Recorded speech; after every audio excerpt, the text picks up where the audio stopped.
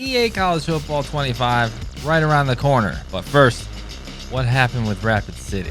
Okay, following the Nebraska loss, it dropped Rapid City to 6-2 and number 14 in the CFP rankings, with number 6 Iowa looming. So, the Stegos traveled to Kinnick Stadium, where the undefeated Hawkeyes awaited. Rapid City got on the board first with a run from Alani Neal, but Alex Lewis for Iowa would bury McCormick with a stiff arm on the next drive to tie it up. A Labas to Ivy touchdown would have the Hawkeyes up 14-7 heading to the second. The Stego offense would stall again and rinse repeat Labas to Ivy for another 6 as the half drew near. Thankfully, McLaurin to Jamari Gassett for a 35-yard strike right before the half cut the lead to 7.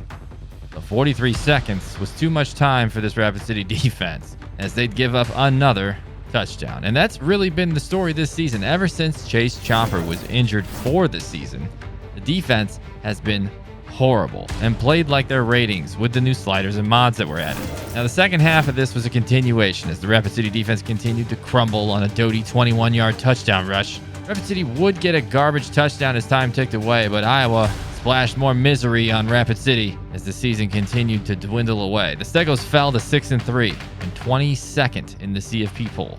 Hope was on its way out. Now, next up was a Miami Hurricane team that just lost to Michigan and dropped from 8 to 14 in the CFP. But this one was back in Rapid City, so maybe the confines of home could right the ship. Too bad this game started on another sour note, with Rapid City failing to convert a 4th and 4 at midfield. And from there, back and forth they would go. Craddock would do damage, then McLaurin would do some of his own. This would continue all the way up until the half. And once again, though, the defense was getting absolutely shredded. Swiss cheese, more holes than a Krispy Kreme, you name it, terrible. Now, second half, the Frank Craddock show would continue to get more disgusting by the drive. But give Rapid City some credit, they would get one stop and capitalize on their drives, tying the game with 5:47 left to play. And Craddock would get the Hurricanes the lead back, but the clutch gene kicked in, and Alani Neal would tie this thing back up with 20 seconds to go, trying to save the season. Overtime was needed. In OT, McLaurin would strike first and set a new record for rushing touchdowns in a career, passing the great Dylan McDuffie. Craddock to Redding would knot it up again, though, and we're headed to double overtime. And yes, Craddock again, this time to Brown for the lead change again, but McLaurin would answer right back with a dot to Colby Woods. We're going to triple overtime. Rapid City strikes on a run from Kevin Schroeder, but they got to go for 2. Woods catches the ball, and it looks like he's in, but nope. They ruled the ball never crossed the plane, so Miami gets a chance here to win. Craddock would get the touchdown easily, and it's time again for that 2-point try. And against all odds, Rapid City's D stands up and gets a stop. We're headed to OT number 4. Now, did you guess another Craddock touchdown? Because, yeah, you're right. 61-55, time to go for 2 again. And this time, they get it on a pass to Redding. Pressure's on, Rapid City down 8. Another strike from McLaurin to Woods in the corner. And we're here again. Time to go for 2. McLaurin drops the throw and batted down. And once again, Stegos drop a game in overtime, losing their 3rd straight and falling to 6-4 and dropping all the way out of the CFP rankings. Now, surely they wouldn't lose to their rivals in Fargo, would they?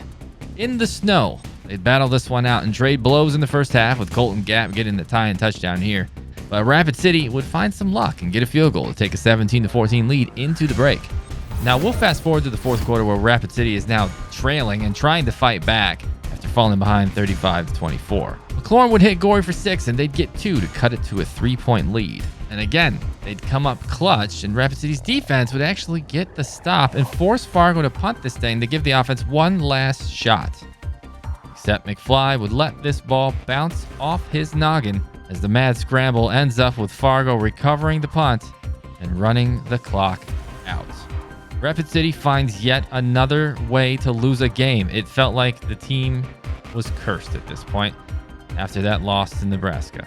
In fact, I won't even show you the final game that I played 6 months later. It even recorded all screwed up. I have no words for it. But of course, it was another loss to finish the season, 42-35. Another one-score game where the defense didn't show up at all.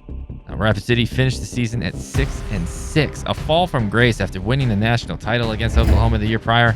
And the funny thing is, they'd get an invitation to a bowl still, and it would be against Oklahoma again, but this time in the Tax Slayer Gator Bowl, where guess what? they'd lose again by a field goal and drop to 6-7 as the season came to a close. A bitter end with 6 straight losses. Now, if you're curious to who won the national title, I'll show the bracket right here on the screen. It came down to Oregon versus LSU, and the Ducks would smash the Tigers to win it all.